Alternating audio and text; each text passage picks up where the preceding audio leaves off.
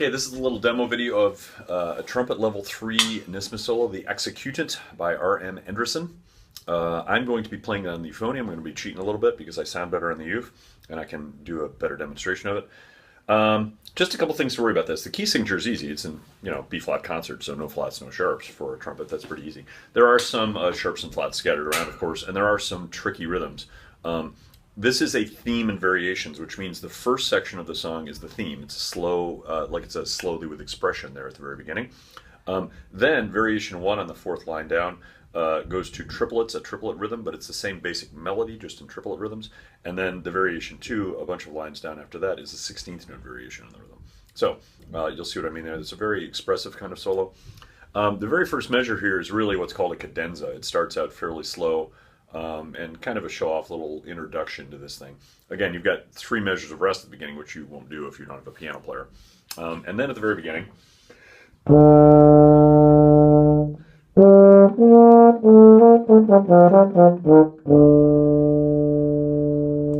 nice piano there, and then this is the main theme of the song.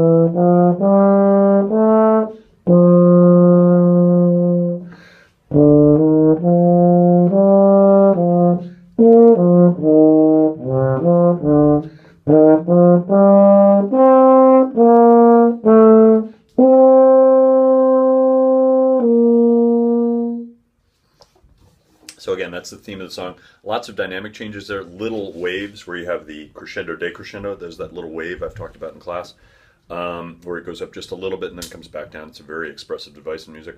A couple of crescendos and so on too also. I did sneak in a couple of extra breaths where I really shouldn't have had to because I'm an old man.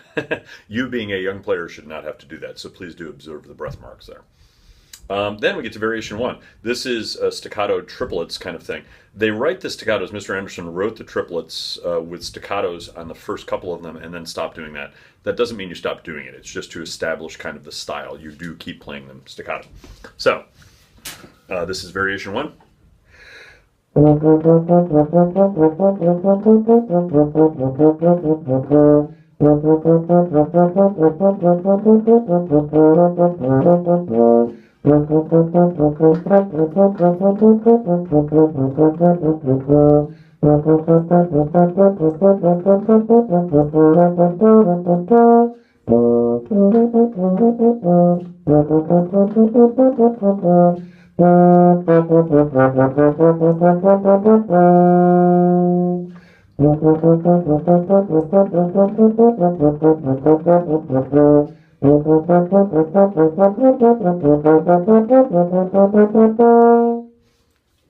Again, a lot of triplets here.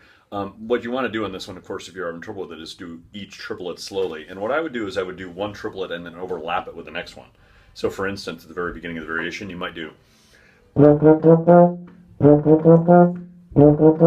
Just play that first triplet plus one note, and then, once you've got that down, start on the note you stopped on, the G, in the second measure there, and do a triplet plus a note again. And then the next one. That way you kind of overlap them as you work on those little individual triplets, and once you get them all done, then it's easier to put them together. Maybe you want to try putting 2 triplets together then. That kind of thing, and work your way through it all that way as well. Okay, so variation 2. There are a couple little tricky things here. Not anything too hard, but there are some 16th notes. The 16th notes keep going up from G to C, which means, of course, no vowel change there. G, no vowels, C, no vowels. But then it just has the B in between the C, so it's a lot of... So you may just want to practice those first four 16th notes. It is actually easier because it's slurred there. The C to B is slurred. So once you get that down, so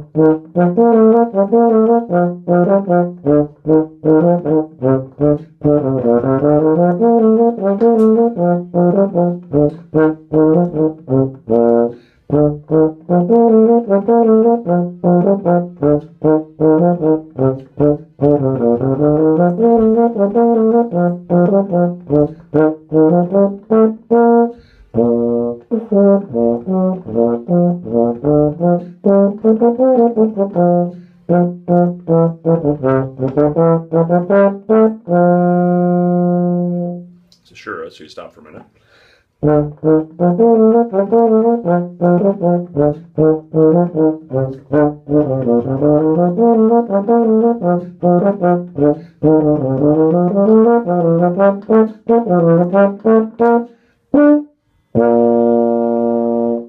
So there's a little accelerando there at the end. You get a little faster.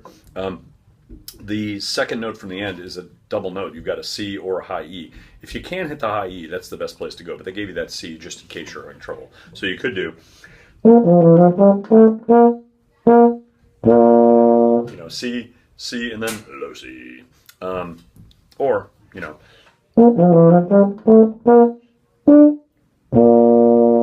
on the high E instead of the C. I would definitely practice this one slow at first, but it's not all that technically hard, actually, for a level 3. Remember, with level 3, you're going to also have to have 7 scales memorized. C is definitely going to be one of those because that's what this solo is based on, but the C scale, let's face it, everybody knows already anyway if you get to this level. So make sure you pick 6 other scales, memorize them, and get them really good, and good luck with it.